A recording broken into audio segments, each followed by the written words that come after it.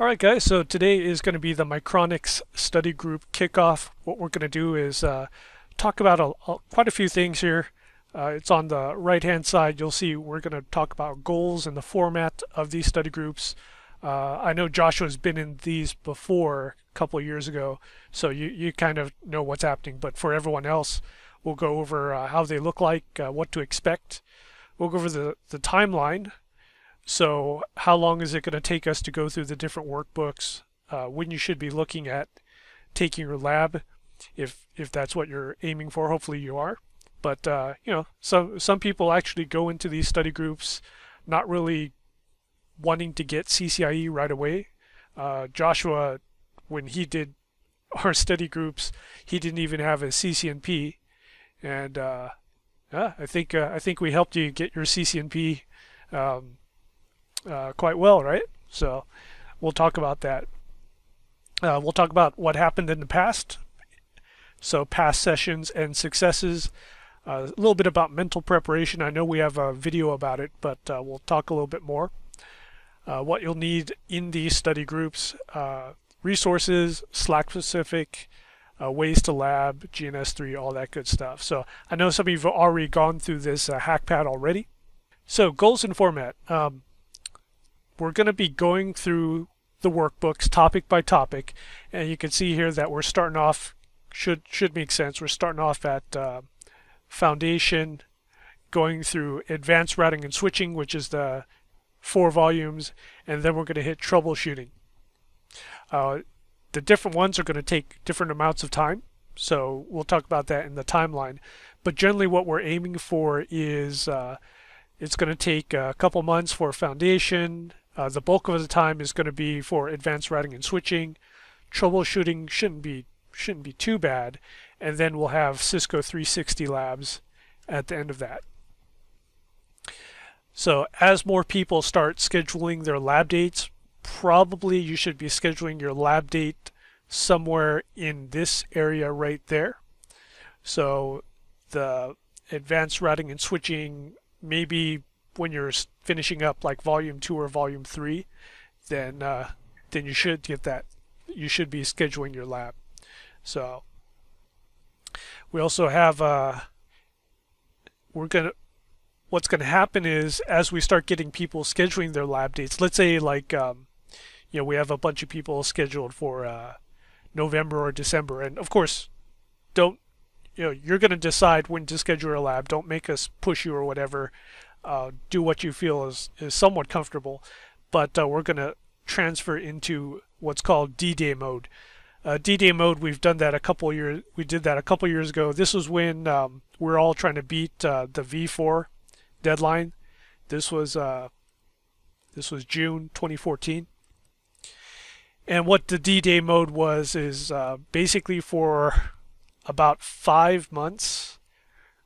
Yeah, about 5 months from late 2013 into May 2014, we were like doing Cisco 360 labs nonstop in our special group, and well, it sucked, but out of it, 4 out of 5 of us got CCIE eventually, right? So 4 out of 5 eventually passed CCIE. You can guess who the odd man out is, but we won't talk about that, but that's all right. So that's going to happen once we probably have like let's say 4 people signed up for lab dates around the same time. So the goal of this is, it's a study group and not a class. So a lot of you have seen or been into some of the other meetup sessions, and a lot of those times is like it's just me talking to a bunch of people, right? So it's like Fuse, my big face is in the center, and I'm doing GNS3, I'm configuring, I'm doing everything, and then once in a blue moon in the chat window someone asks something and I respond to it. It's a very one-way situation, and that's a class.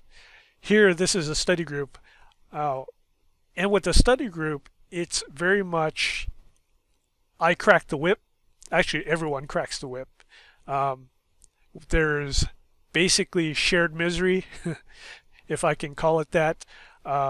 you know, studying for CCIE can get very lonely. It is tedious. Obviously requires a lot of time, a lot of effort, and just knowing that, okay, we're all in the same, we're going to be doing Google Hangouts.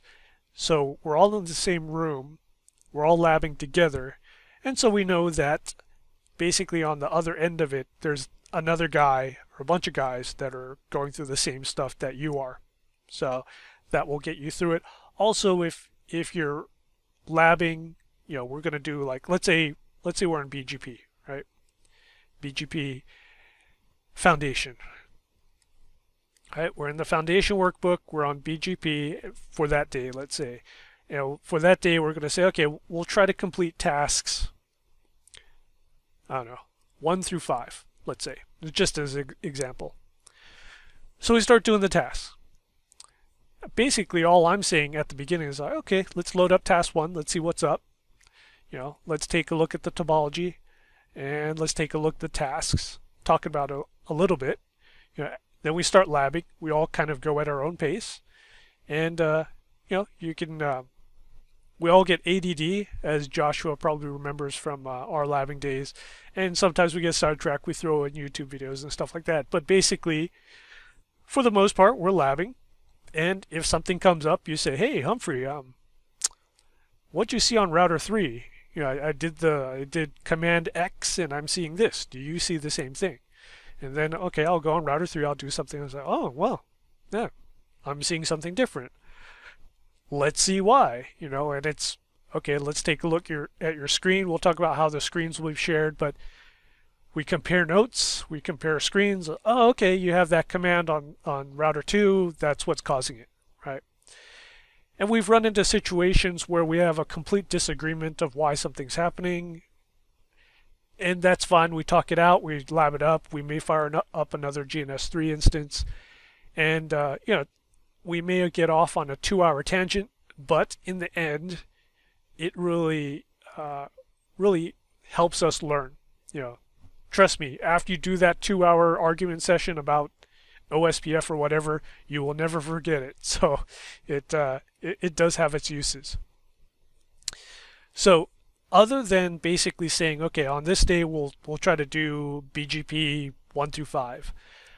I'm not going to be the quote unquote teacher. I'm not actually assigning homework. I'm not going to say, okay, tonight read pages 1 through 50.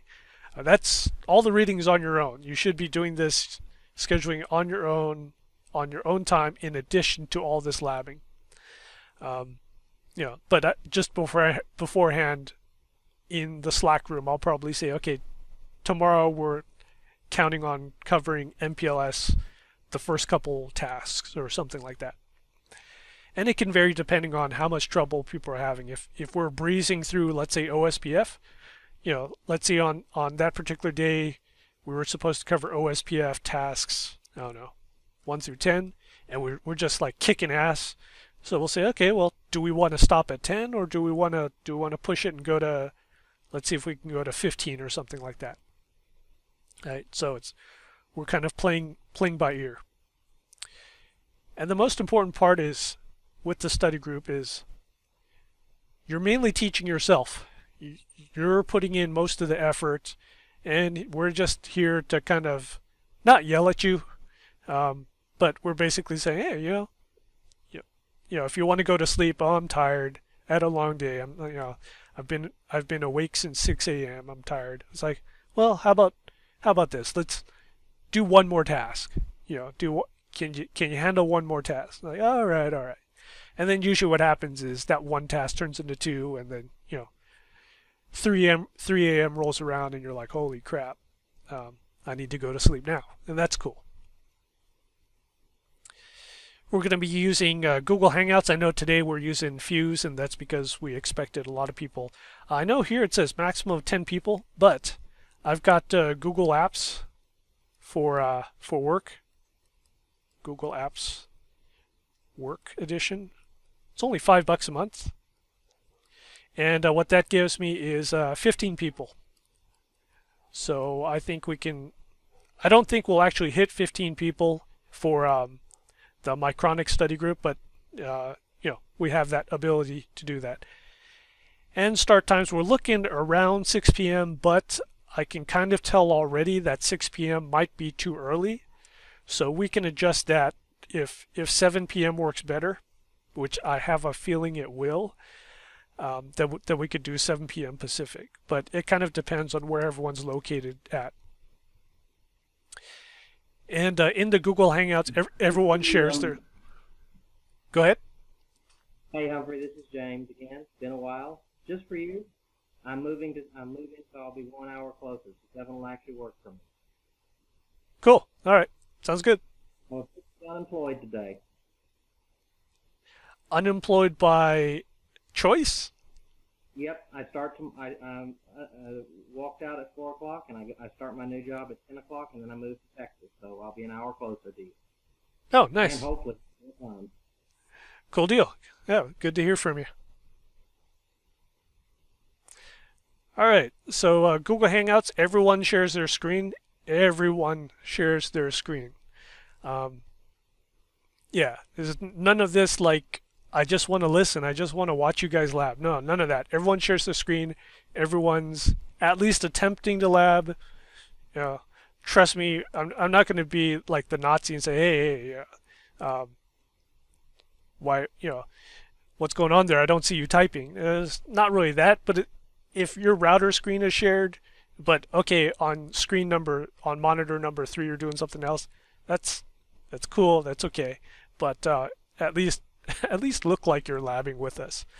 And the biggie is none of these are recorded because I don't think you want a 8-hour recording. And you may laugh, but there's been times where we've stopped at 4 a.m. and beyond. There's been times when I've fallen asleep just because someone else was talking for a while and I fell asleep and everyone else logged off, and then when I woke up there was bin Laden staring at me through on the other side. I don't know how the hell he got in the room, but there's basically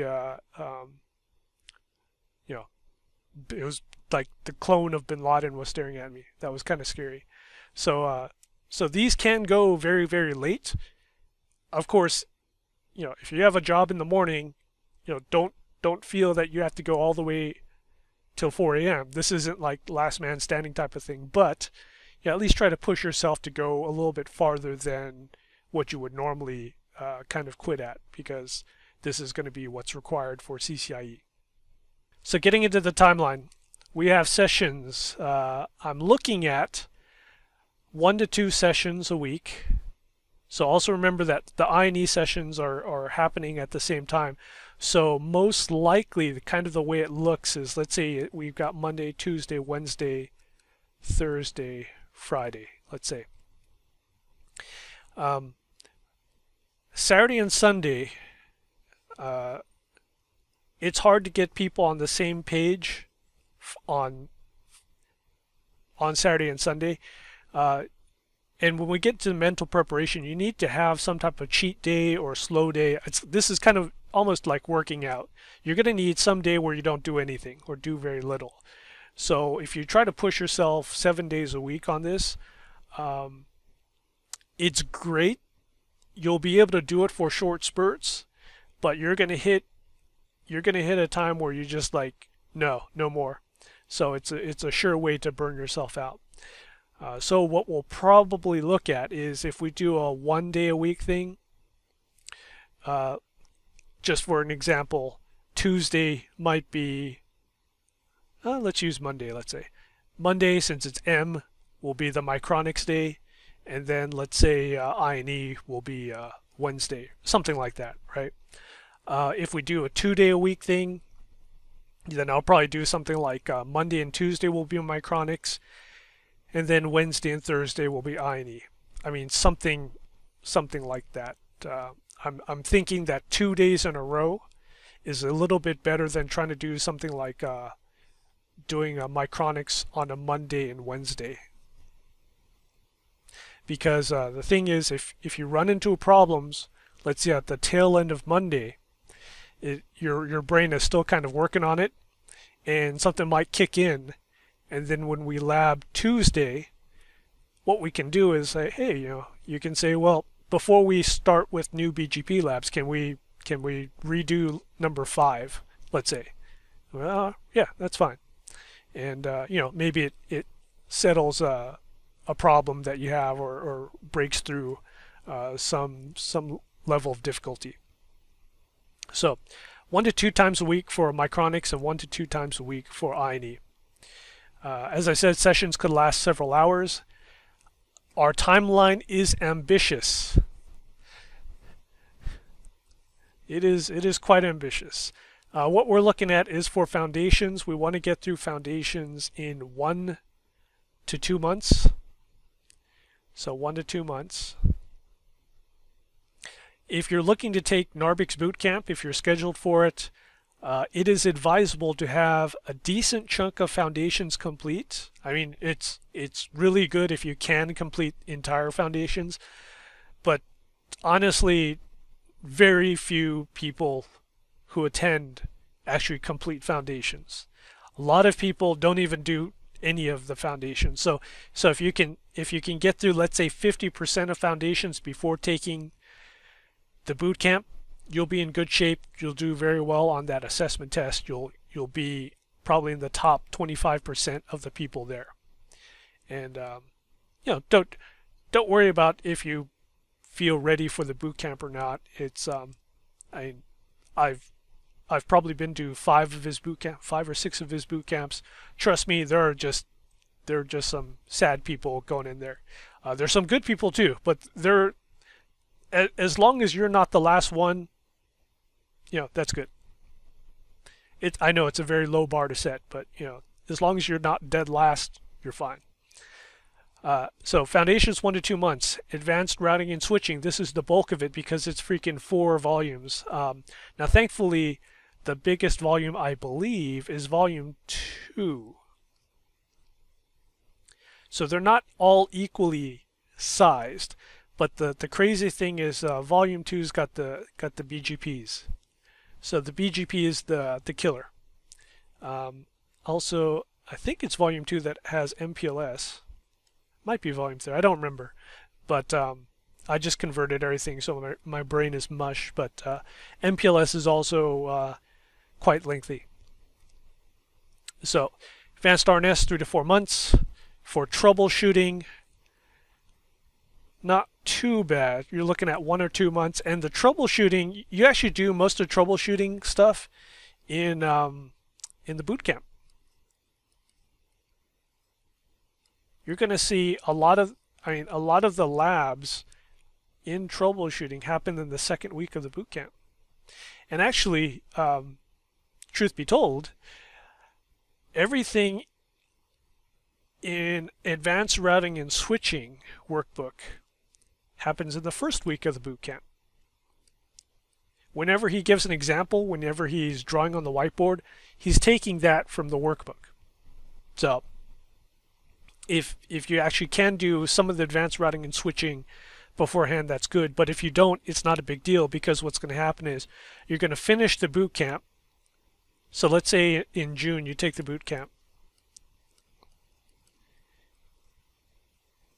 When you come back from the boot camp and you start labbing, and let's say it's July, and you hit the advanced routing and switching, as soon as you start doing the labs, it's going to look very familiar to you, because that's the exact example he used on the whiteboard. You go, oh, dude, that's what Narvik was talking about. I've seen this topology before, so just expect that. And then people start scheduling their labs. Then we go into D-Day mode, which is the Cisco 360 practice labs, and that is the big crazy 6 days a week Cisco 360 practice lab workbook.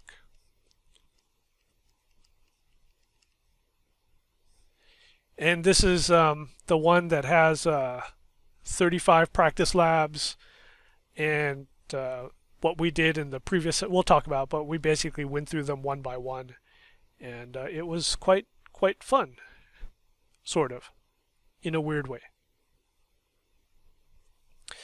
Try to set a soft deadline for you. of when you want to attempt the lab. Soft deadline meaning, okay, let's go for December, let's say December 2015, right? So if you set that soft deadline, then you kind of know that, okay, probably November, take your written. Or if you're going to Cisco Live, take your written at Cisco Live, because either you're getting it for free because you paid for the full pass, or just take you get 50% off all tests at Cisco Live. So just use that to take your written for cheap. I mean, either way, it's fine. You don't need to worry about the written too much, because you don't want to start that ticking clock where you have to redo the written because it expires, right? All right, now for everyone's schedule and deadline, we're not going to ask it here, but in the Slack room, in the CCIE-NARBIC room, just to kind of put in there what you're looking at as far as the lab exam date. Maybe you don't have like a concrete one. Maybe you say, I want to do it next year. That's fine. That's completely cool if you say like early 2016. That's fine. Mid 2016. Something like that's fine. And then put in there like what times are good for you. Like, is 7 p.m. okay? Is 6 p.m. okay?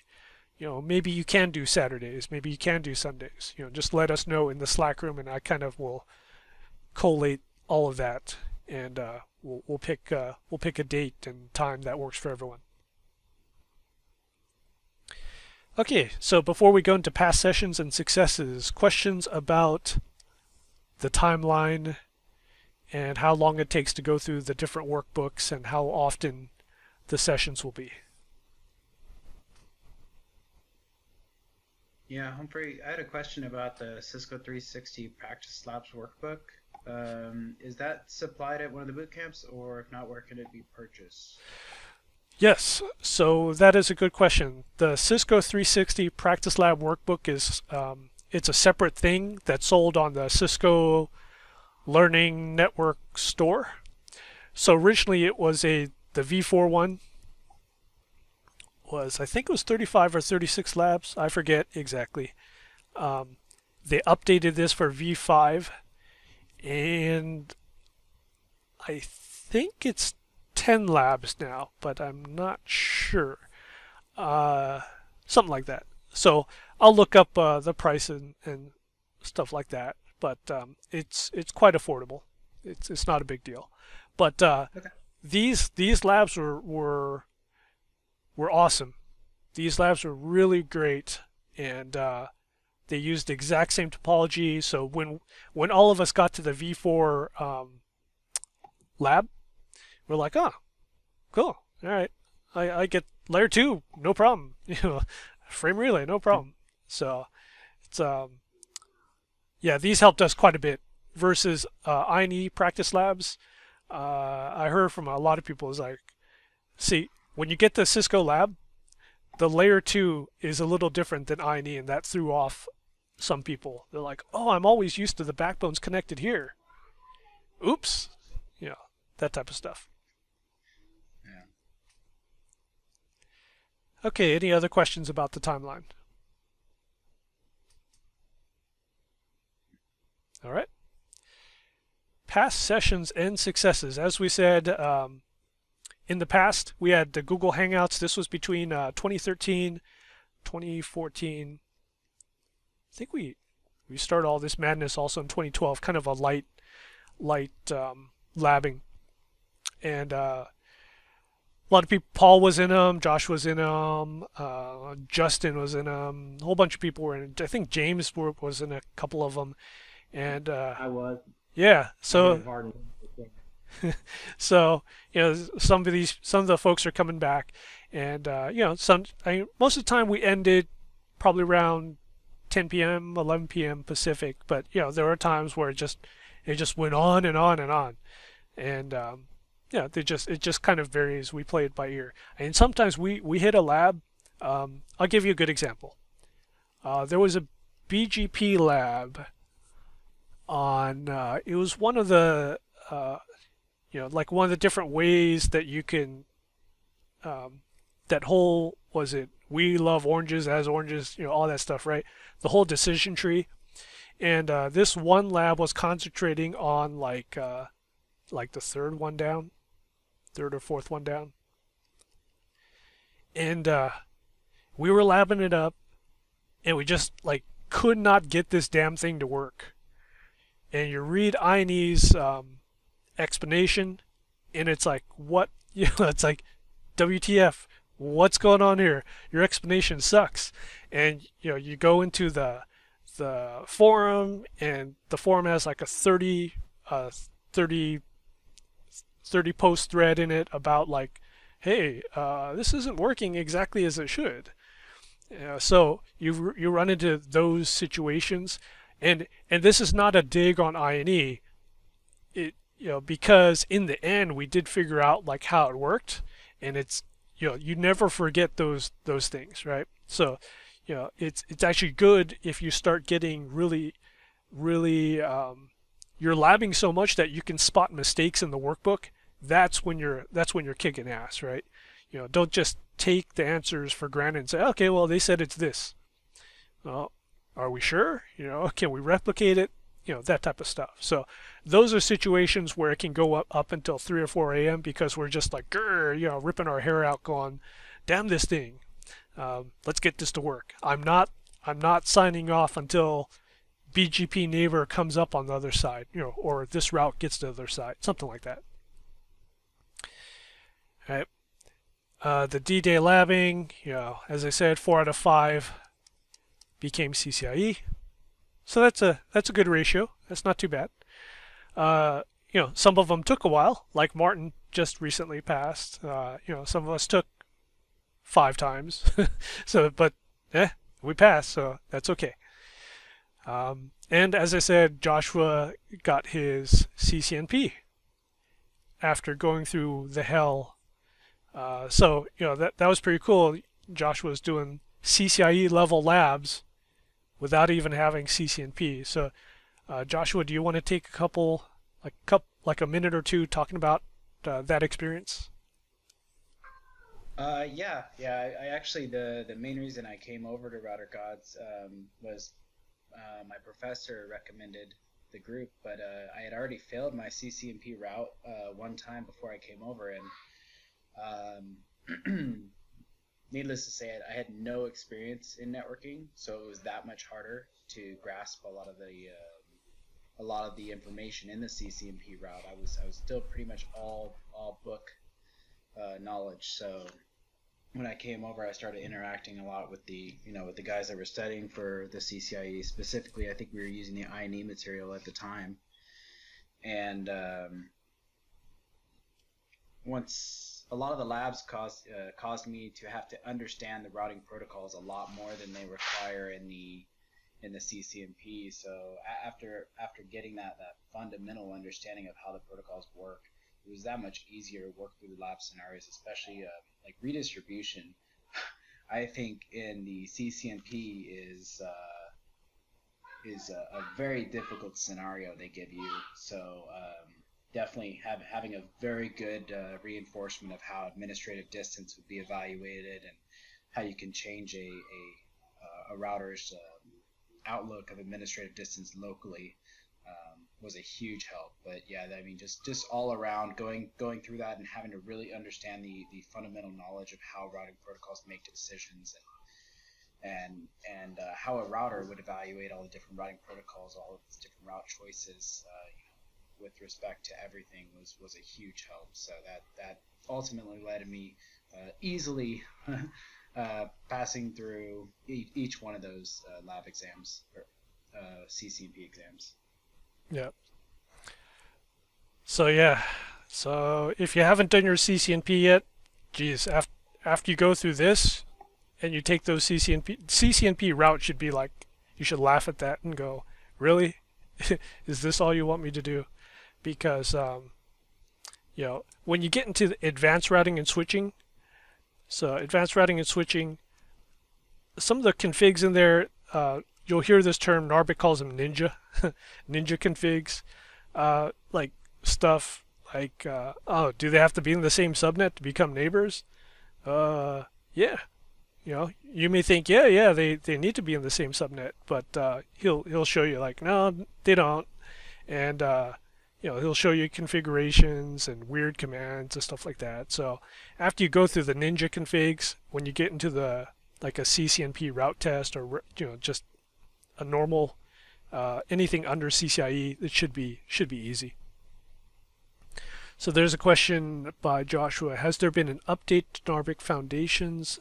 I don't see MPLS in those. I don't think Foundations has MPLS. I think Foundations is only in Advanced Routing and Switching, or that starts in Advanced Routing and Switching. But I could be wrong. But I'm pretty sure Foundations doesn't have MPLS.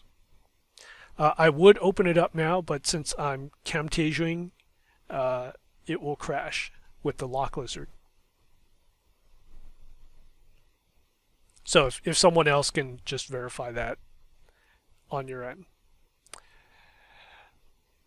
Okay, questions about past sessions and the successes. And what I'll try to get is throughout our labbing, I'll try to get like Tim or Tim, John, Suki, Martin, any of those guys to maybe just join in for like 10 minutes and just give you the spiel about what they went through and stuff like that.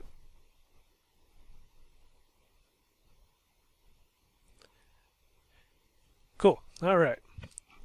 I want to chime in for a minute, if I may. Yeah, go ahead. I actually discovered the group approximately 2 years ago or something like that.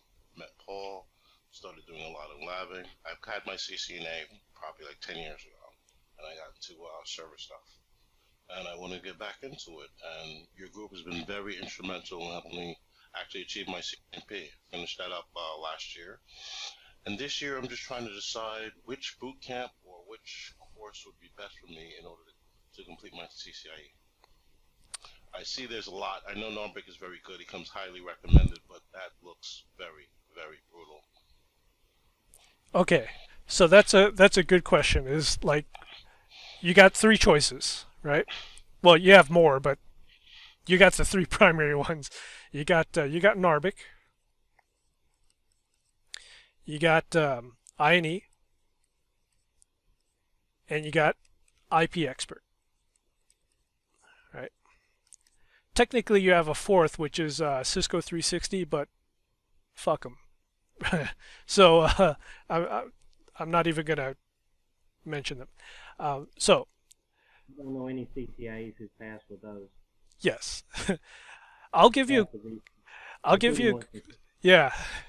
I'll give you a good story about Cisco 360.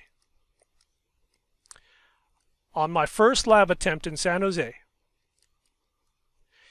during lunch, it's crazy, but during lunch, you walk out in a group, almost holding hands. It's kind of like kindergarten. You go to the cafeteria. In the cafeteria, you all have to sit at the same table. You can't eat separately. The proctor during that day was I think she was a substitute proctor, Asian lady. We all sat down, started eating. 5 minutes into it, she asked, what boot camps or workbooks did you guys use? And so most of them said INE, which is to be expected. They're the 800-pound gorilla. A couple of us said Narvik, and it was kind of strange. She didn't know who Narvik was, and then we said, okay, well, Micronics. Do you know Micronics? She still didn't know who Micronics was. Like, all right, Micronics. And then she asked, who used Cisco 360? None of us. None of us used Cisco 360. Then she asked, why? Why is it that you didn't use Cisco 360? Unanimously, we looked at it, it sucks. Every one of us. So that's how bad it is. If you do look at some of their videos, their training videos, I think you'll agree if you look at, like, let's say the BGP video, it's the guy reading basically the Cisco documentation. It's not a lecture. He's reading from verbatim from a script. So it's dry. It's not very engaging. It's not conversational. It's like comparing someone reading a doc CD versus Jeremy Char of CBT Nuggets, and that's the difference. So we're Cisco 360, no. Okay. So out of the three, right? The three that are left, all three have workbooks. All three have boot camps. All three kind of cost the same, although Narvik is slightly less. And the reason is Narvik's boot camps tend to be generally in slightly cheaper places. INE's boot camps, they're in the Seattle, Bellevue area, Chicago. They tend to be in a little bit more expensive places as far as hotels and travel and stuff like that. Although if you're close to a city, that should trump it. I mean, if you don't have to travel very far to get to where INE is teaching or where Narvik's teaching, then that basically cancels out the cost. And IP Expert, right? I don't know that much about IP Expert, but people are passing with all three. Okay. Now, what fits your style? If you're an old school student and you like whiteboard, right? You like this, you don't want a projector. You want a guy basically writing stuff on the board, and all the way up until 10 p.m. or 11 p.m. Those of you guys who have gone through Narvik's boot camp, you can vouch for this. 10 p.m.'s running along. He's still talking about BGP, and you're going, dude, is he going to stop? Like, what's going on? And he'll be talking, and you'll be like, are we going to have dinner? Stuff like that. Oh, you wanted to have dinner? Sure, just go out and grab something. So Narvik, I feel, and I'm sure other people will chime in, you get your money's worth in terms of hours. You're staying there a long time, and when you go home, you get homework. You have to do troubleshooting labs, so it's rough. You're getting beat up. It's rough, and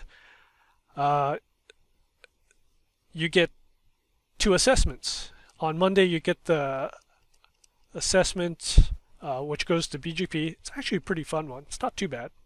So that's Monday. And then Thursday, you get the crazy one, which is the T-shoot and the full lab, and you're stopping around 4 a.m.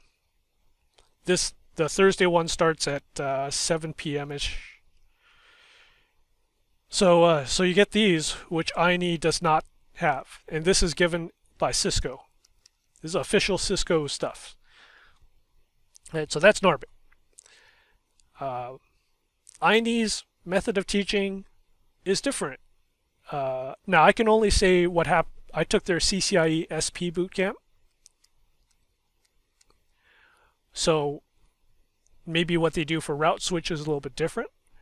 But for the week, we had a mock lab that we went through, and we did it on our own. And I'd say about 2 hours, we would stop, and then Brian McGahan would lab it. We'd watch him, and then we would stop him. Hey, why'd you do that command? Or what are you looking for here? Right? So it's a different format. Some people like it. Well, a lot of people like it. So it's different. It's different. Workbooks.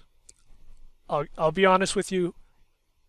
Everyone I know that has passed has bought multiple workbooks. And generally, the saying goes, you start with INE and you finish with Narvik.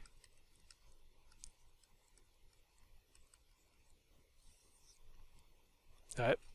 Start with INE. So I know a lot of you have the all access pass. You're watching the videos. That's cool. the videos are pretty good, right? You may be doing INE's workbooks as well. Workbooks are great. We have the INE session that you can go to. And then they go through that and they're like, I want some more. I want to take a different look at things. Then they buy Narbix workbooks. Then they go through Narbix bootcamp.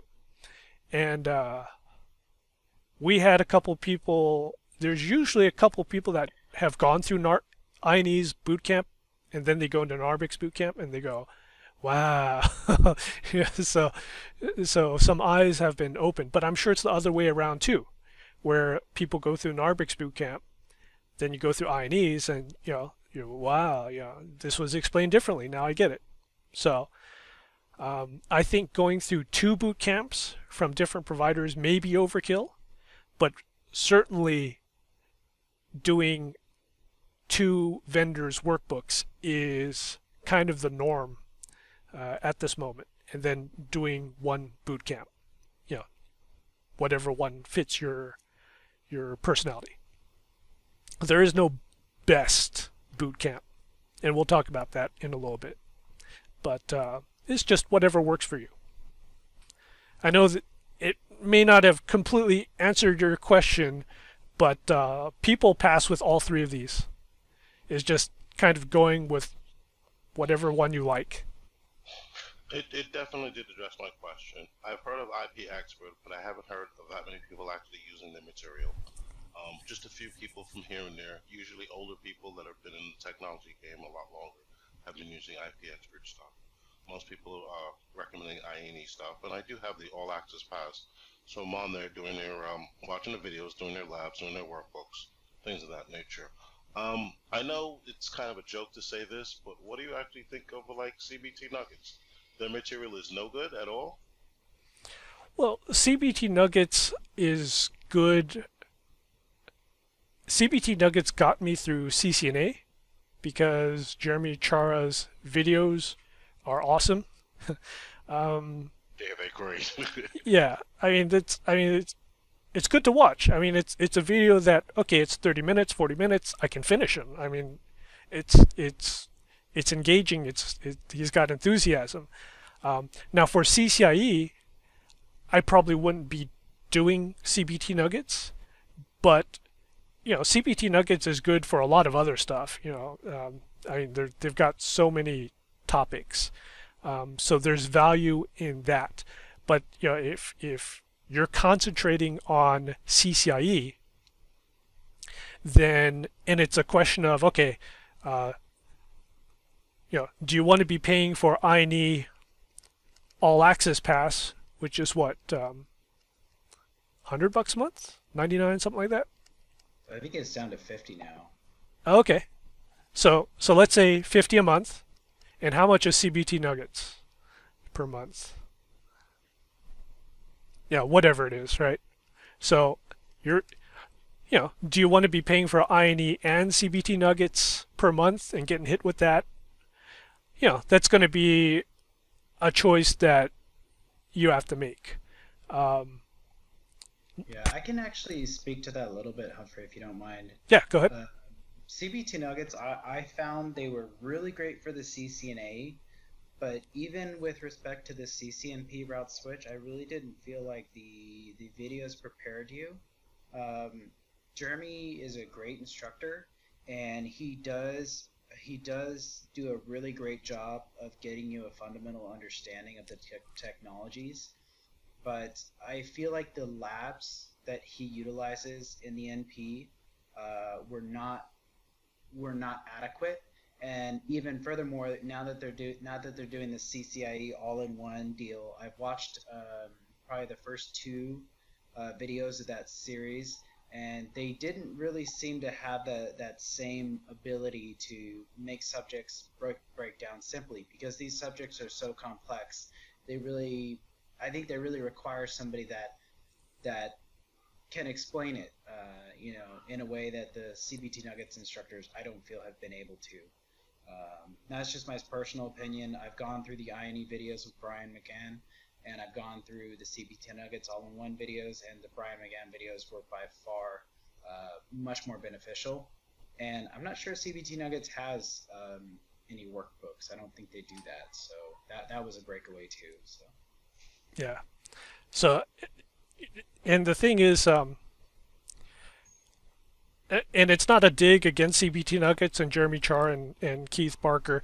It could be they just don't have the time. They're not getting paid enough to go through all the topics, because what happens here is when you do a course, you're given like a dollar amount, or you bid a certain number of hours or whatever, and there's no way. I'm just going to throw it out there, but let's say they say like, okay, you're going to get paid $10,000 for this course. You know, not a lot of people would be willing to do a full CCIE course for $10,000. I mean, it sounds like a lot, but trust me, I've been going through this hell with CCNA. So the time it takes to make a whole video course, $10,000 is not enough, right? So it could be that situation where they just have to do it quick and just like cover like just the bare minimum. Like, so if BGP is this big of a square, they're kind of covering, you know, he can kind of do this, right? And this is not a dig against Jeremy. It's just, it could be just the parameters of how you have to make the course, right?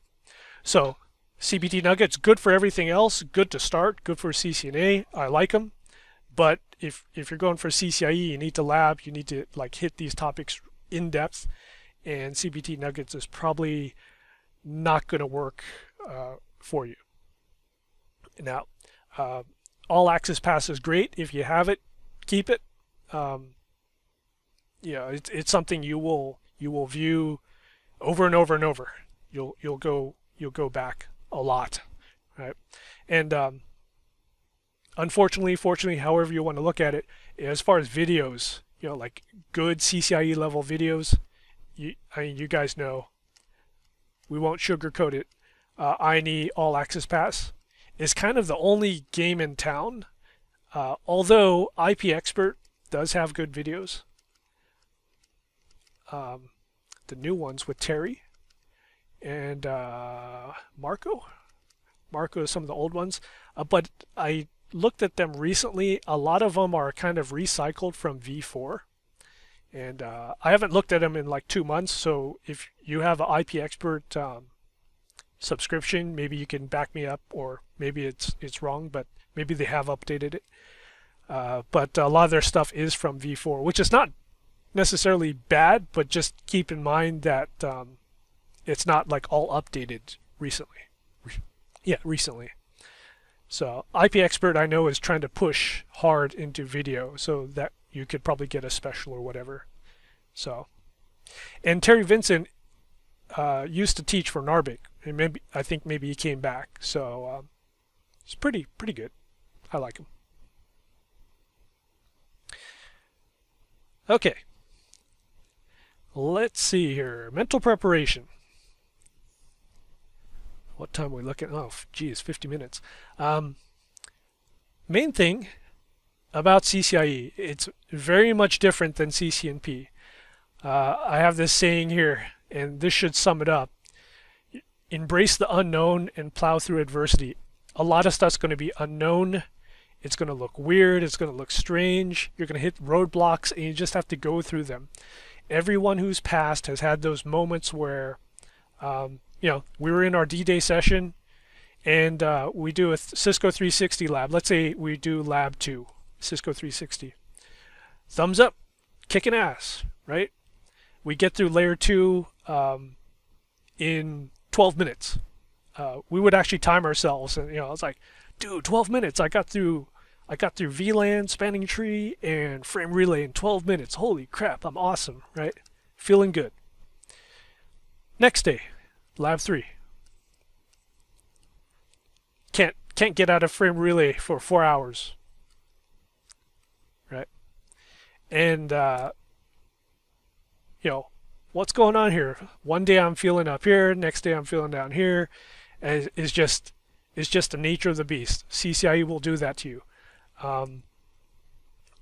It's very good at finding what you're weak at. Multicast. I don't know too many people that can say like, oh, I know multicast 100%. No, you don't work with it in real life, so you have no clue what you're doing if you hit multicast. So just expect that type of stuff. Also, another saying, don't let perfect get in the way of good enough. A lot of people, when they're starting off with CCIE, they get hit with these roadblocks, such as, I don't know what books to order. Oh my God. I need to get all the books together, all 15 books or whatever it is, before I can start. No, just maybe order the first book, order Narvik's book, and just as soon as you get it, start reading it. You don't have to wait for all 15 books. People get stuck on, GNS3 and switching. Oh my God. You can do a little bit of switching, but, don't let that be a hang-up, because 80 to 90% of your test is not switching. Of course, if you screw up switching, you're dead. But, don't let the fact that, okay, I can't do switching completely awesomely correct, stop that. Another thing is, the topology. Oh my God, the fast Ethernet interfaces, on GNS3 I've got fast 00, and but on INE they use gig 00. Oh my God, it's so different. They use sub interfaces. Oh my God, gig 00.15, let's say. It's so different. It's like, just expect that. Things are going to be weird. Nothing's going to be 100%. You just have to plow through it. It's par for the course. Studying for CCIE, as you can probably guess, if you haven't already, very different from CCNP. CCNP was very straightforward. CCNP stands for cut, copy, and paste. It's standards-based, cookie-cutter configuration, set up OSPF correctly. A couple areas, maybe a virtual link. Okay. No real curveball to it. Set up BGP. Okay. Set up MPLS. All right. Not too big of a deal. CCIE is, all right, you're going to set up OSPF. And the regular way you set up, no, we're not going to do it that way. We're going to do some whacked out stuff. And it's very much getting a shitty network to work. The reason I say that is you're going to be given restrictions. Don't do this. No use this. No use that. Don't do this. Don't do that. And I can almost guarantee you that the first thing they restrict is the common way of doing it. Give you an example for frame relay or OSPF point to point. Just do everything point to point, because that's what I would do in real life. Make it easy. Nope, not happening.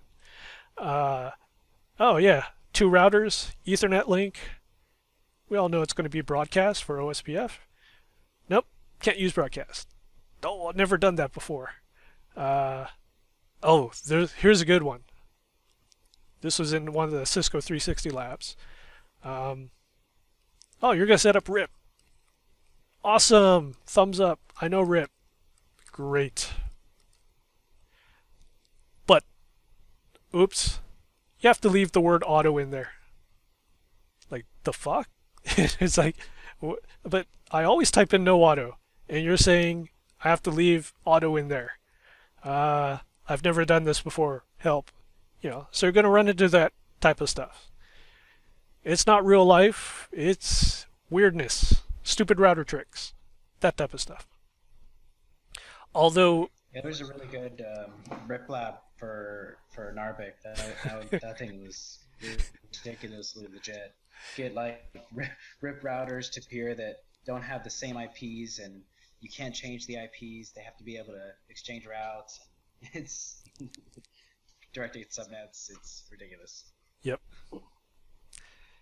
Yeah. Oh, Humphrey and I were stuck on a RIP lab for like an hour and a half. It's been almost 2 years ago now. Yeah, I remember that. And it started like, this will be easy. It's RIP. Yeah, at the end of it, I was looking at my CCNA thinking, I've had that for 10 years. Maybe it's time to mail it back to Cisco. Yeah. Yeah.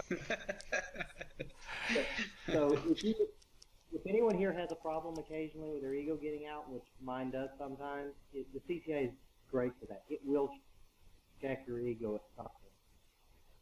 Yep. It is a good thing, mostly. And I'll give you one other example. There were times when we were doing our Cisco 360 labs where, okay, we got our frame relay cloud. And, well, I guess for V5 it would be DMVPN, but for V4, frame relay, and like everything was configured. Like all the IP addresses, all the interfaces, all the encapsulation, all that, it was mostly configured. And we're like, wow, this lab is going to be easy. So, okay, frame relay only had 2 points. Usually it's like 7 points, whatever. But then we get to OSPF. And son of a bitch, they say, don't change any of the frame relay settings and make this damn thing work. And that sucked. Anytime you have a lot of pre-configuration, be afraid, because it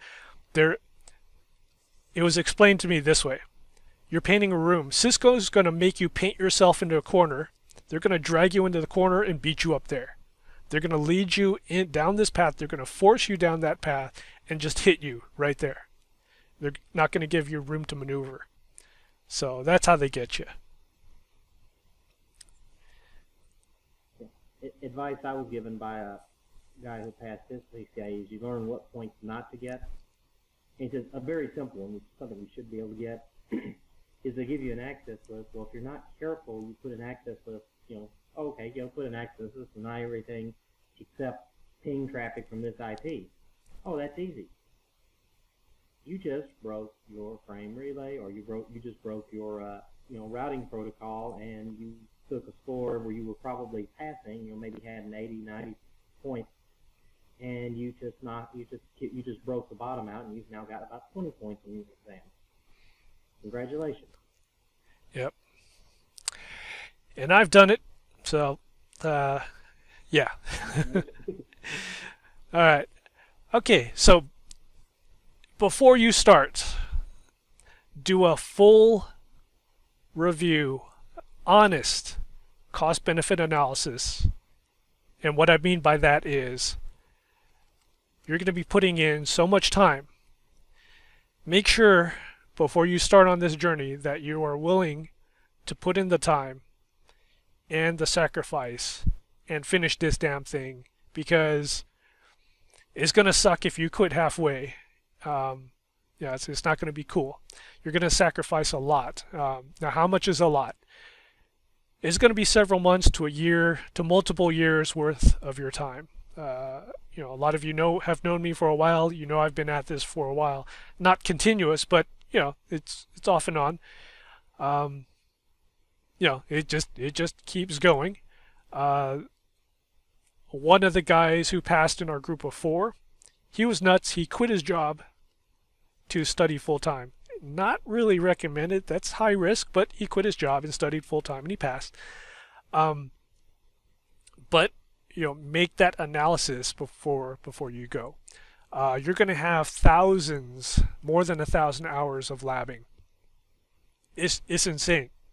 You figure if you lab, let's say you lab 3 hours a day for a year with no breaks. 3 hours a day for a year. That's about 1,000, a little bit more than 1,000 hours. So that's kind of the magnitude that you're looking at. So that's the main thing, is the time. The time you're not going to get back, right? So think about this. If you've got like kids, you've got marriage, you've got your regular job on the line, that type of stuff. Secondary to that, the costs. The cost for the workbook, the boot camp costs. Oh, you're breaking up. I'm getting a little different. Sorry, can you hear me now? Yeah, you're better. Okay, sorry about that. I look at it a little differently personally, and again, this is just me, it's not for everyone, is I've studied and I have studied off and on, actually even longer than Humphrey. But I found when I actually focus on the studies, even if I don't pass, if I never pass the CCIE, I look at it as I've gotten a lot better at my field. And it has directly or indirectly earned me promotions. I actually said I'm effective tomorrow to work for the U.S. Army, and I will be 4 levels above where I was before.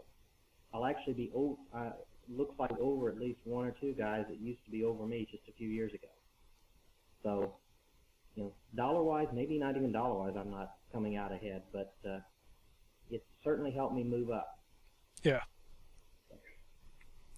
Now, I want that number, but just something else to look forward to. Even if you never get it, if you get better, that's worth something too. Yeah. On my 4th attempt, I was in RTP, and I got a hotel room, and failed. But John Shin, one of the guys who passed, came in, and I actually picked him up at the airport. So basically, he had his lab a couple days after mine, and he took it. He passed, and we were talking at the Cheesecake Factory afterwards, and basically we looked at it like this. Studying for CCIE is basically a year-long job interview. It's a year-long job interview. It's like a year-long internship, training, whatever you want to think about it, with a chance of a number at the end. Even if you don't get that number, what you've gone through in all that labbing is going to count for something. All those videos, it's when I was at work practicing T-shoot scenarios, and just like going through, like people walk up to me during lunch because I only had lunch to do it. They go, "Damn, like what the hell are you doing?" It's like you're doing some crazy shit there. So people notice that type of stuff. So so it doesn't go to waste. But at least if you take a full accounting of what it's going to take, if you're okay with what it will take, then that's fine. But if you expect this to be easy, walk in the park, then you should get that reality check. The costs, lab attempts, now it's $1,600. If you include all the airfare and stuff, basically each attempt is somewhere in the neighborhood of like $2,500. Right? If you're fortunate to have work pay for it, that's cool. But a lot of times, a lot of us are paying out of our own pockets. Right? So just keep that in mind. Get the full backing of your family before you start. Make sure your wife is on board and all that stuff. Do what you have to do to lab. Martin was crazy. Martin's in Germany. Deutschland. So he would wake up at like, I think 4 a.m. or 5 a.m. He was freaking crazy. Because that was the good time. That was the time when we started. Right? So at 4 a.m. him is 7 p.m. or 6 p.m. for us. But he would wake up at 4 p.m. because his kids would wake up at like 6 to get ready for school. So he used that 2 hours in between to lab with us. So that's hardcore, but he knew that was what was required. Right? And if you want to get more into the mental preparation and how the lab works and all that stuff, we have the YouTube video with Tim and myself. So, watch that. That was a long video, but it explains a lot of the stuff that we went through. Okay, questions about the mental preparation before we get into requirements.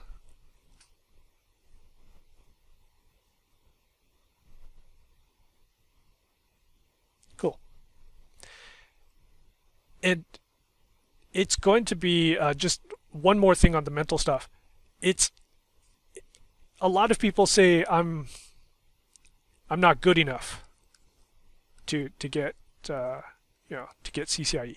I'm not fast enough. I can never know enough, as you. I can never know enough as Jeremy Chara or Narvik or whatever. It's not really about knowing a lot. It's just dealing with the situation under stress, thinking through problems, and the way I look at it, as you go through Narvik's boot camp, you take that assessment on Monday. As long as you're not the last person, you got a chance. And I'll tell you another story. There's a guy, maybe I'll get him in here, Kim Yip Ching. Maybe some of you know him. He took Narvik's boot camp, took the assessment, and he was either the last, like horrible, almost single digit, maybe it was single digit score. So if he wasn't the last guy, he was second to last. He was bottom of the barrel, right? On his first boot camp.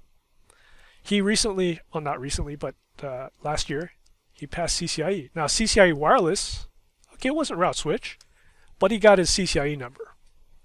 So, in multiple tries, lots of tries in routing and switching. But he's got a number. So, perseverance. Even if you're at the bottom, you could still get through this thing. Right? It's a war of attrition is the way I look at it. Okay, requirements. You should be somewhere near CCNP level. If you're not fully CCNP level, don't worry about it. Joshua was getting his CCNP. He got through it. Now, if you're new, if you're brand new, you just have CCNA, you don't have CCNA, this is going to be rough. I'll be honest with you. You're going to be punching way over your head. I generally recommend that, let's say you're level 1. You could do level 3 stuff or level 2 stuff, maybe level 3 stuff. But if you try to punch way beyond your weight limit or weight class, it's not helpful. And not only that, is more importantly, you're going to slow everyone else down.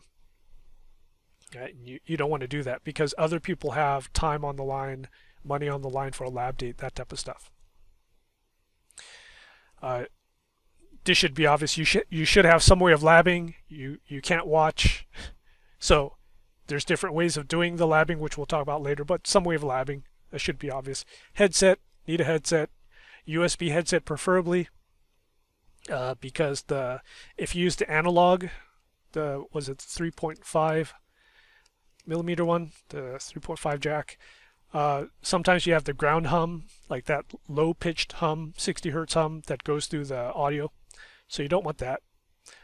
You don't have to go for a crazy headset. I put a link in there for like a $20 one, but if you want to splurge, like Paul has his like cosmonaut headset. So those are more expensive, but if you wear glasses, that could be comfortable. Oh, this is a recent event thing. You must be a paid Micronics customer. Paid bootcamp, paid workbooks, that type of stuff. Should be obvious. We're using Narvik's workbooks. He made the workbooks. He deserves the money. He's a one-man shop. Just buy the workbooks. You don't have to buy all the workbooks. You could start and buy one of them at a time. Foundation. And then as we complete them, just buy them one at a time. It's fine. If you do go for the boot camp, Janet will refund or apply the money you spend on the workbooks towards the boot camp. So if you spend $500 on the workbooks, they'll take $500 off the boot camp. Router Gods members get 10%. I didn't know about that. They just play it by ear. So tell them you're a Router Gods member, you get 10% off boot camps and the workbooks. If it's the $4,500 2-week,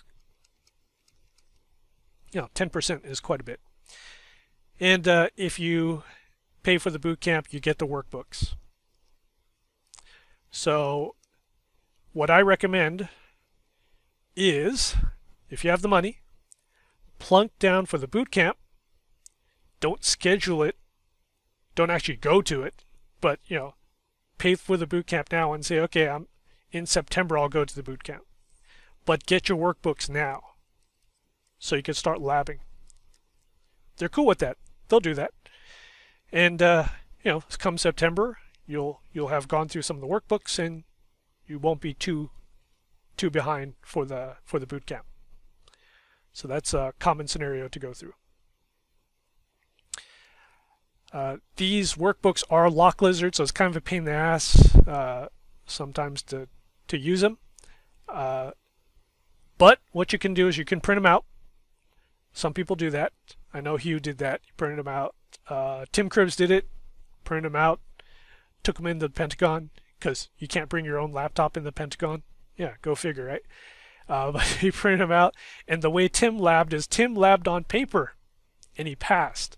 So, hey, that's pretty cool, huh? You don't need no stinking routers to lab. You just lab it on paper. Print out the workbooks, put them on a tablet. You can put them on an iPad. You download Lock Lizard for the iPad or Lock Lizard for Android. That works just as well. I've got a Samsung Note Pro, the big one, 12.2 inch. Awesome. Like a second screen. It's great. Multiple monitors, not necessarily a requirement, but really it should be. It'll make your life a lot easier to have multiple monitor. Because what you can do is on one screen, it'll be Google Hangouts. And on the second screen will be the topology with putty windows, something like that. Right? If you have three monitors, that's awesome. If 4K monitor, that's awesome. But some type of second monitor, and of course a decent PC as well. We'll talk about that when the GNS3 section, but good PC. Okay, questions about requirements.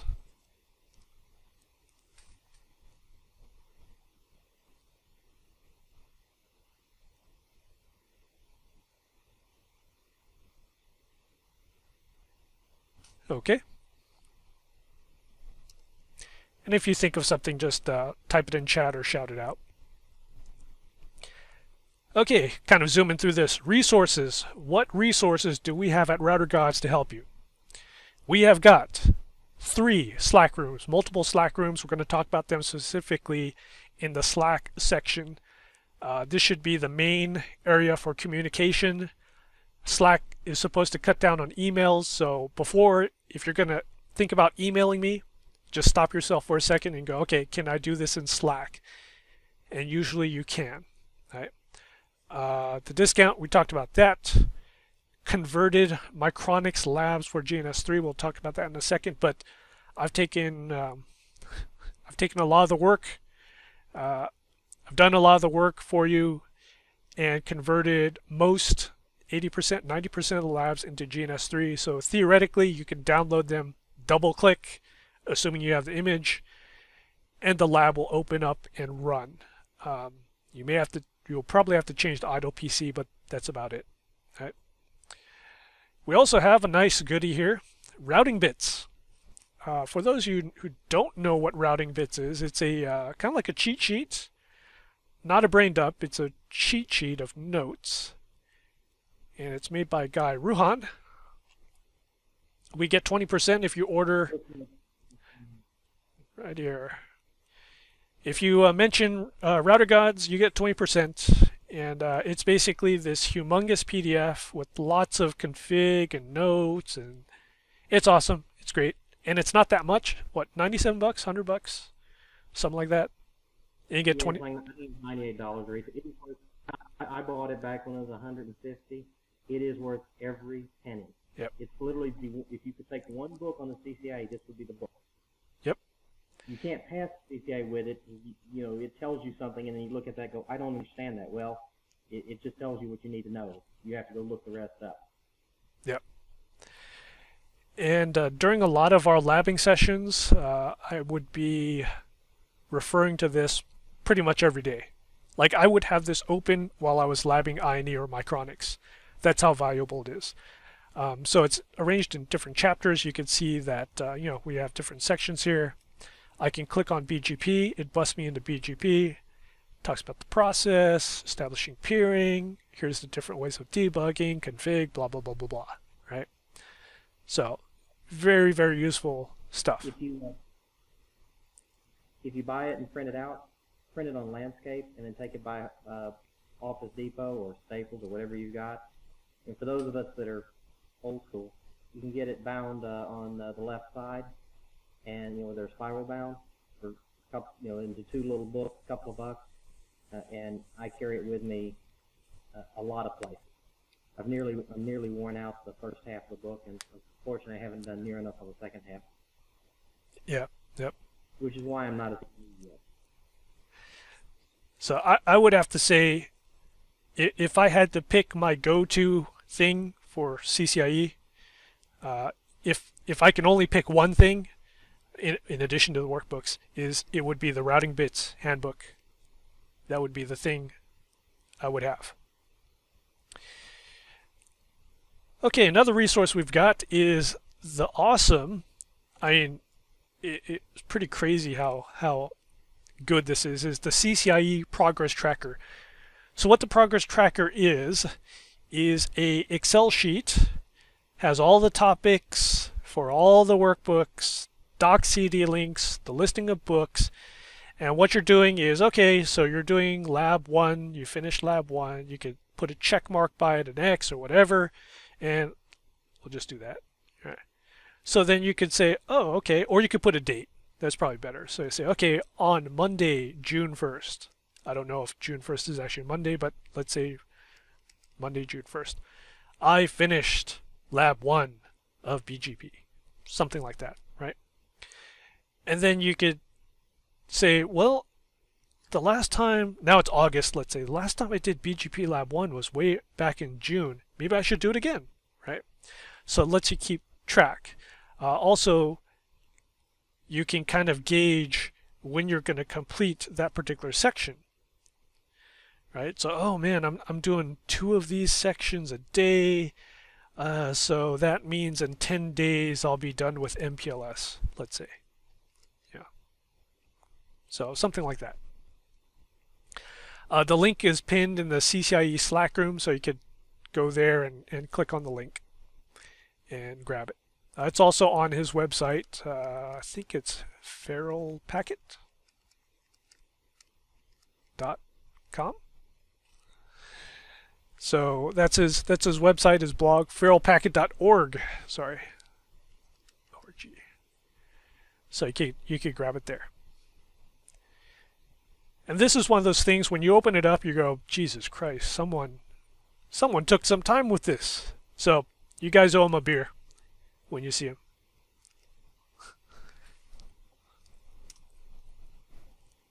So it's good. Okay, questions about resources. We're going to get into more specific stuff with GNS3 and Slack in just a second, but anything else?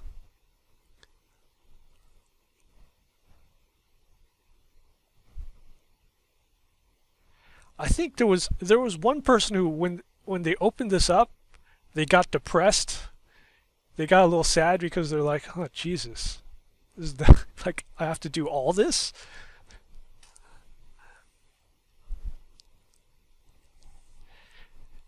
Okay, Slack specifics. Okay, so what's so great about what we have in the Slack stuff, the Slack room? Well, everyone should know by now that we have a Slack room, routergods.slack.com.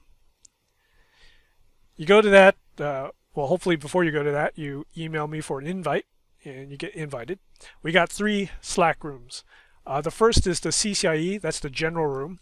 That's whether you use Narbic, Micronics, INE, IP Expert, you're thinking about getting CCIE. This is open to everyone in RouterGods, and so this is the general room. Right? Everyone's welcome into there. And you could find that on the left side, 3rd one from the top, CCIE. Now we have 2 private rooms. And the reason these are private is I have to verify whether you have purchased Narbic's workbooks or Bootcamp. or INE's workbooks or bootcamp. So you PM me inside of Slack and say, hey, I'm a Narbic customer, here's my receipt, or ask Janet, something like that. So I know that, or I saw you in the last bootcamp. Okay, cool. That's like 100% proof there. INE, that type of stuff. And so these are, right now the Narbic room is probably busiest because it's all bootcamp guys from the last bootcamp. But I expect INE will be busy as well. Right? So this is for INE and Narbic specific stuff. And resources are pinned upper right hand corner. So if you're looking in the Slack channel, upper right hand corner there's an I with the circle, stands for information. You click on that, and then you'll see pinned items. These are like bookmarked items. And that's where like topologies, other stuff, files that you'll need. This way we don't need to like email each other with attachments and stuff like that. And when you have a time, go into your Slack account, the profile, and under what I do,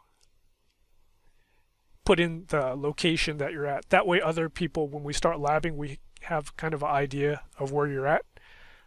So, let's say Texas. You don't have to, for privacy's sake, maybe you don't want to give the exact city. Actually, that's kind of vague. If you just say Texas, that's bad. Central Texas. If you're cool with saying Dallas or whatever, that's cool too. Right? So that way, when we click on your name, we can see that, oh, okay, he's Dallas, he's Missouri, he's New York, that type of stuff. Okay, so that's our Slack resources. Questions about Slack?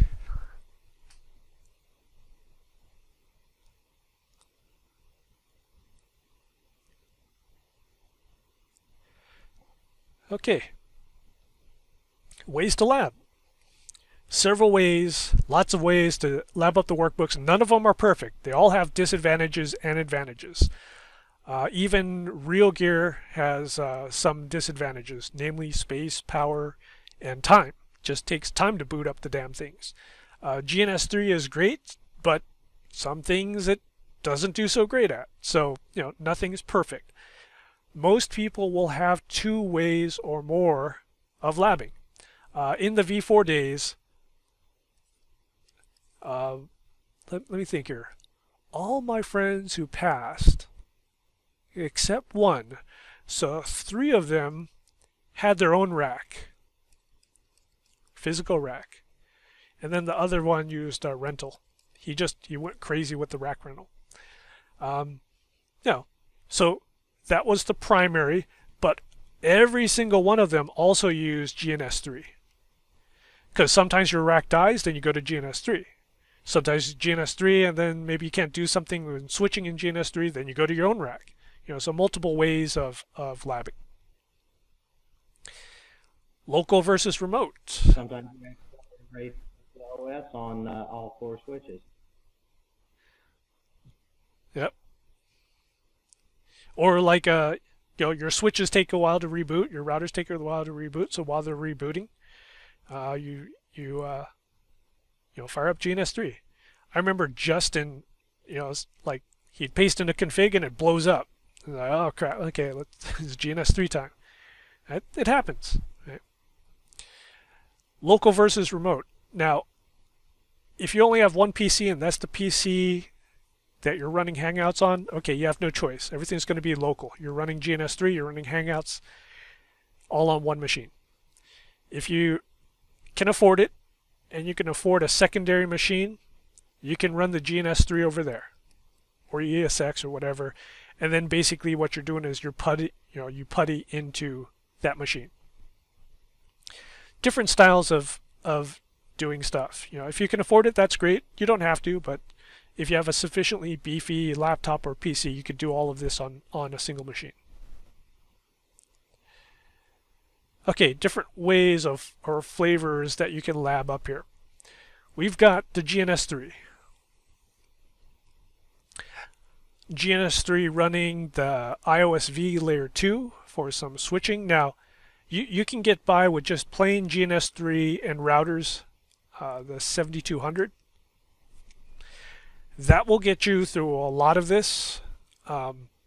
If you want to throw in some routers, you could even go Arista as well. That's fine.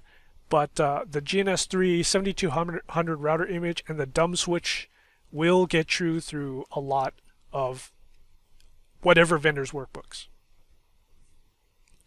I'll explain why the 7200 in like 5 minutes. Very few of Narbic's labs use in the conversion use the VIOS L2. And basically there's like 1 or 2 labs that had like an interface VLAN. You wanted to do something with that. So okay, I threw the VIOS L2 in there. And it's actually somewhat legit to have this image. So it's not as bad as IOU. IOU is that one that we really, I mean, we know everyone uses it, but we can't really talk about it. But VIOS L2 is a little bit more acceptable in Cisco's eyes. So that's why we kind of go for that. Your second option, GNS3 with IOU. And this is kind of funky because you have to use a VM that runs in VirtualBox that then runs IOU. So it's like, okay, you've got Windows. Inside of Windows, you got GNS3. On the side of GNS3, you're running VirtualBox. Inside of here, you're running another VM. And you get the point. Inside of there, you're running IOU. And then you have this connection in between. Jeez. Right? I know some of you have recently set this up. Takes a little bit of setting up. But once it's working, it's not that crazy. But you have to convert the topology. You have to play around with the net maps to make the topology, and the configs, the numbering and stuff like that will have to be renumbered. Not too crazy, it's doable. I think some people have already done this part, the net map for Narbic. No, but that's another option for you. Some people do GNS3 with VMware, and officially this will be added in GNS3 1.4, where you can start and stop VMware machines from inside GNS3. It's pretty cool, and they'll be adding more stuff later. And also in the pipeline, GNS3 on rack space. So what's going to happen inside of GNS3 is you'll make a topology, something like that, and you make a topology in GNS3, you draw it out, you fire it up, and then what's going to happen, I'm assuming, is on rack space, it's going to fire up the routers, and when you telnet, when you right-click here, right-click for the console session, it's going to telnet into the router over there. That's my understanding of how it's going to work.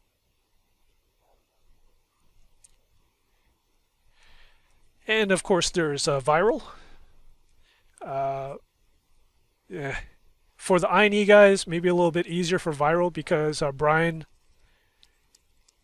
has a viral file already set up for the INE topology. But you could probably get viral to work for Micronics stuff. Only problem is Narbic loves serial interfaces, and viral currently does not have serial interfaces.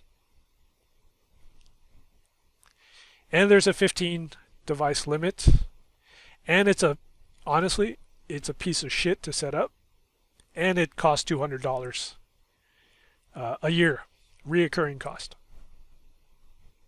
So it's okay. It tends to also be a CPU hog as well. It's a little weird, but there are people using it. It's legit. 100%. Cisco approves of you using viral. And that's it. ESX with CSR 1000Vs. This probably more for the INE guys, because there's like huge forum posts about it. Need a beefy box. You'll definitely have to convert the topology, the numbering scheme, to work with the CSR, but it can be done. And then rack rentals and real gear. Always remember Narbic's got that $300 a month deal if you're a bootcamp attendee, 24/7 access. Although if there's a bootcamp at the same time, they get priority.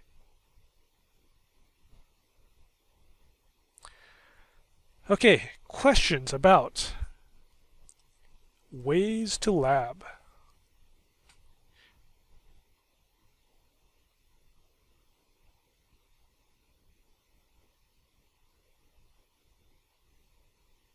Hey guys, this is Hugh. Question probably not for Humphrey, but for everyone in here. What are you guys using? Because I'm using GNS3 IOU, so it's gonna take me a little time to convert the config over to the correct interface and then paste it in. So I just want to know what is everyone using so that I can start using the same, so I don't have to be lag behind everyone so bad. So let's see, Nam says GNS3 and WebIOU. Let's see what else other people see. Okay, Matthew's using GNS3. Okay. IOU VM, GNS3. So a mix of IOU and GNS3. Okay, so it shouldn't be that bad for the lagging waiting time at the beginning of the lab then? No, should be fine. It looks like a 50-50.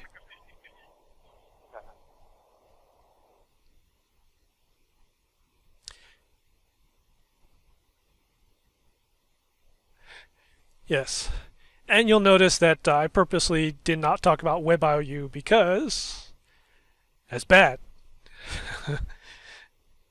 Okay. GNS3 specifics. Okay, for you guys running GNS3, here's all the hell I've gone through to give you some tips.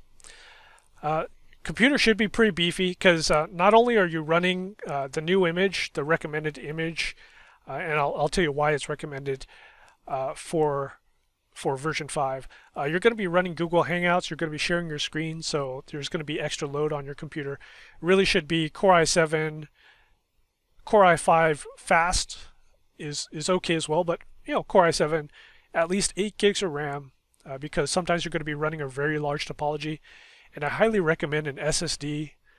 These days you really should have an SSD, but if you don't, and try to get like at least a small one, it'll just make your life a lot easier.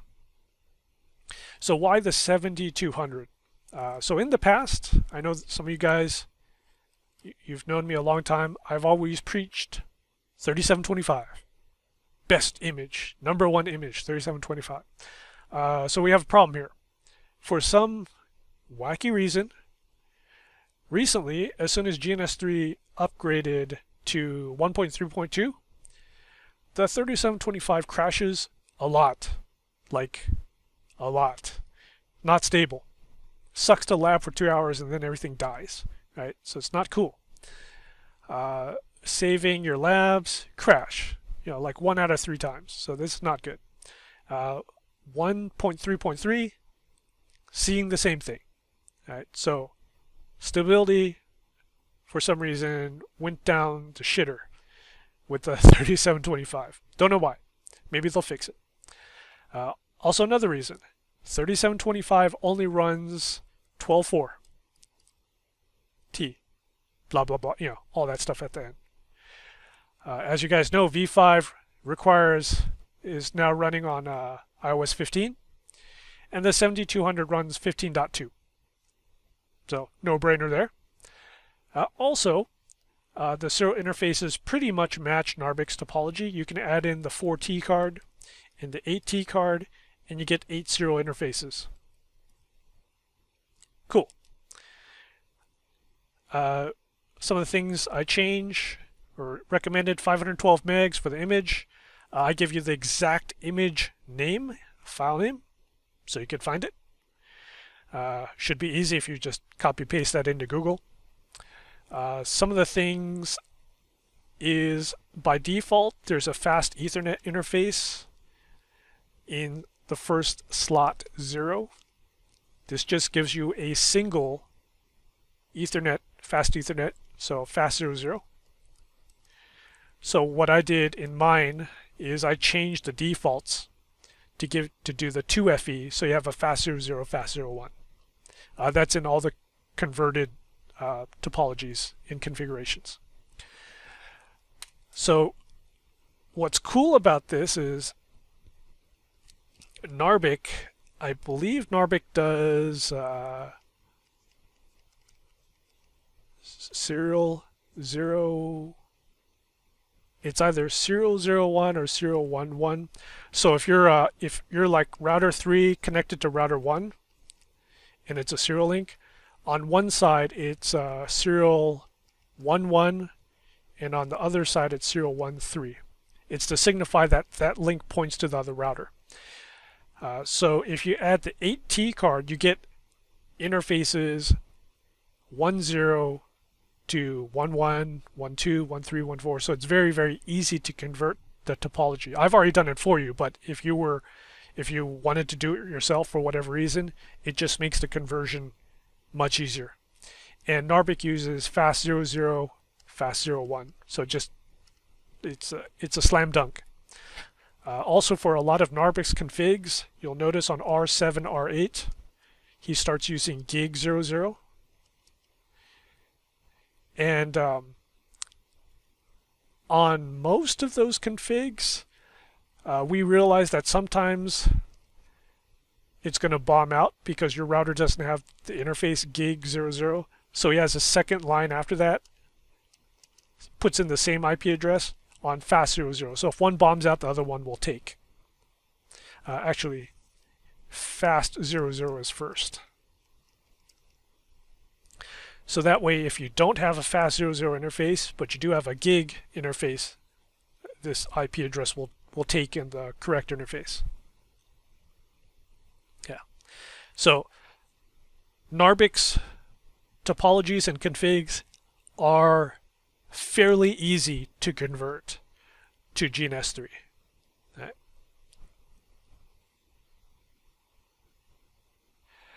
Also, there's a checkbox for Ghost iOS support. In the past, that's been checked. Now I recommend disabling it, uncheck it.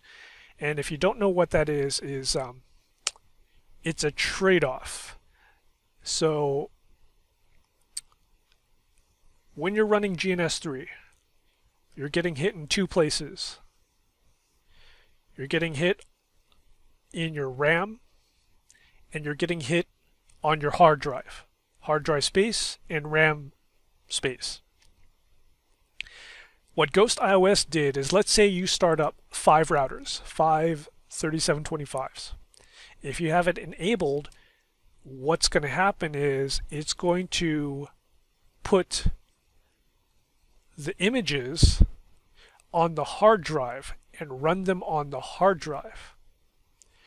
The RAM is just going to have a small image. Most of the storage, while it's running, is on the hard drive. In I think they're called .ghost files. You'll see a lot of them. Each one of these ghost files is going to be whatever memory you gave the router. So if it's 512 megs of RAM, it's going to be 512 megabytes. Right? So you're using less RAM, but you're using more hard drive space. Okay. So with Ghost iOS turned off, you're trading more RAM. So now if you're running 10 routers, it's going to be 10 times 512 megs So it's 5 gigs, right? So you're using a lot more RAM, but less hard drive space. Drawbacks or advantages? Well, it's going to be faster if you disable this, because you're running everything in RAM. Also, if you ever have to share your configs, the folder size is going to be much less, because you don't have all those big humongous .ghost files. Now you can manually go in and nuke the ghost files if you want. That's fine too, but makes your hard drive a lot less. So I recommend disable Ghost iOS. Now, if you're running low on RAM, if I know at least one of you has this problem, you got 4 gigs of RAM, leave it checked, because you don't have very much RAM to play with. And I've got the screenshot in here. It's in the Dynamips tab, Dynamips Advanced Settings. All right. Questions about the Ghost iOS and why we're using the 7200 image. GNS3 conversion. Okay, so you could spend hours doing all this, but why do that? I have a 7-zip file. It's pinned on the Narvik room. Download that, unzip it, and in a couple minutes you should be ready to roll. A couple of you guys are using it already. It's gone through several revisions already. It's a constant work in progress. Expect things to blow up, but it's about 80% done, I think. There's still sections I need to do. In Foundations, I kind of need to go back there and change all the 3725 topologies. I'm going to update them to 7200, and I need to figure out what to do for switching in QoS. And one of the OSPF labs, it's humongous, and I didn't convert that because it took too long. It was going to take too long. So there are things I need to revisit, but for the most part, the GNS3 conversion is done. So download it, unzip it, get the 7200 image, and you're ready to rock and roll. Right. Okay. So when do we start is probably what you're asking, or what you're going to ask. So Cisco Live is what, the first week of June, early June? So obviously can't do that. So the week after Cisco Live is when we'll start. In the Slack room, put down the days and the times you're available, and we'll collate that, and we'll pick 2 days a night, or 2 nights a week, and then the other 2 nights for the week will be I&E. And if you want to do both, you can do both. You're crazy, but I'm doing both anyways, so that's fine.